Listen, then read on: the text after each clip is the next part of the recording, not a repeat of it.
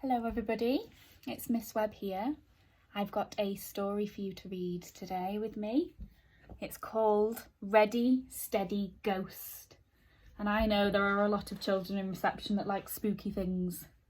When it was Halloween, lots of you drew spooky ghosts and zombies and bats and things.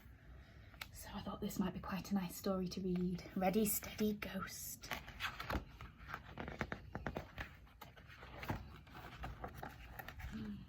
The ghost being chased by a dog. Was that a fox? I think it's a fox and a badger.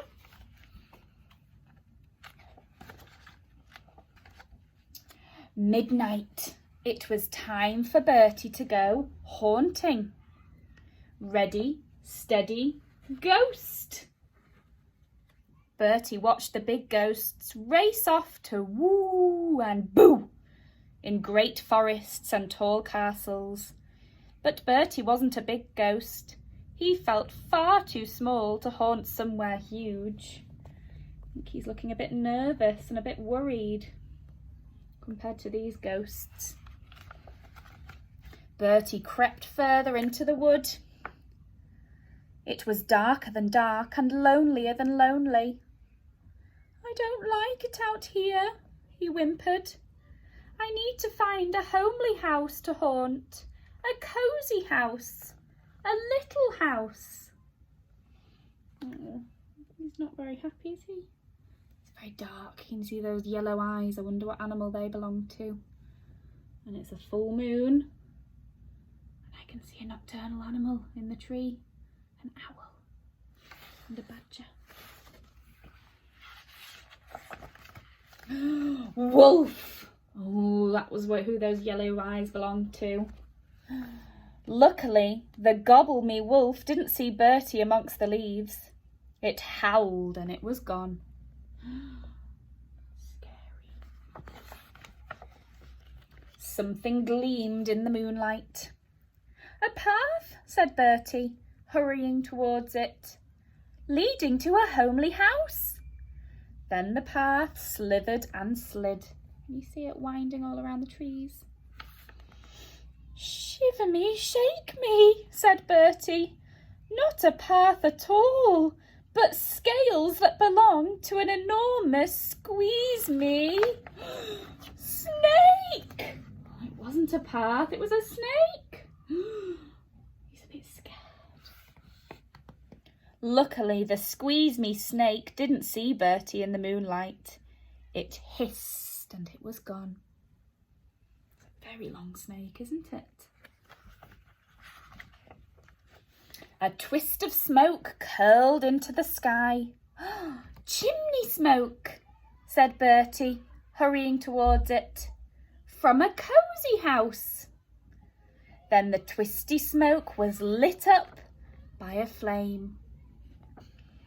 "Shiver me, shake me," said Bertie. "Not chimney smoke at all, but breath that belongs to a huge sizzle-me dragon." Luckily, the sizzle-me dragon didn't see Bertie between the trees. It roared and was gone. Then Bertie saw more lights shining through the darkness. "Windows, please," he said. And this time he was right. But they didn't belong to a house that was cosy or little or homely.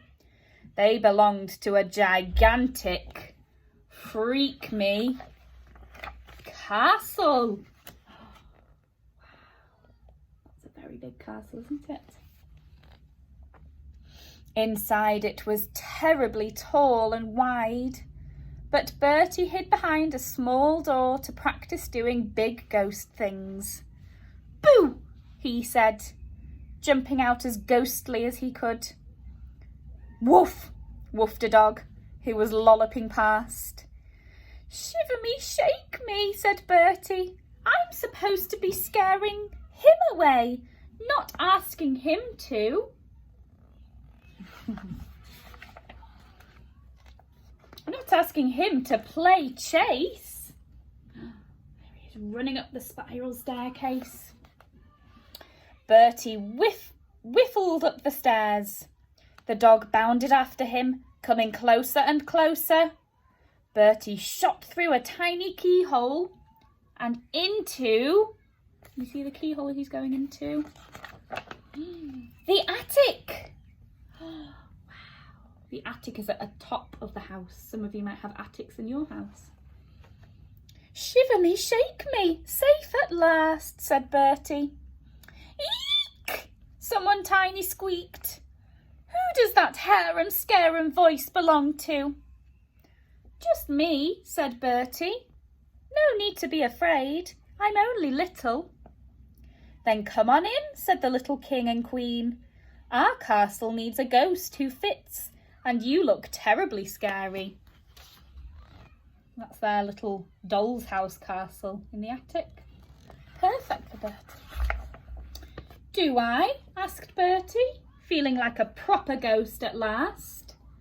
Ready to haunt your house, your majesties, he added, hurrying towards the little castle that was homely and cosier than cosy.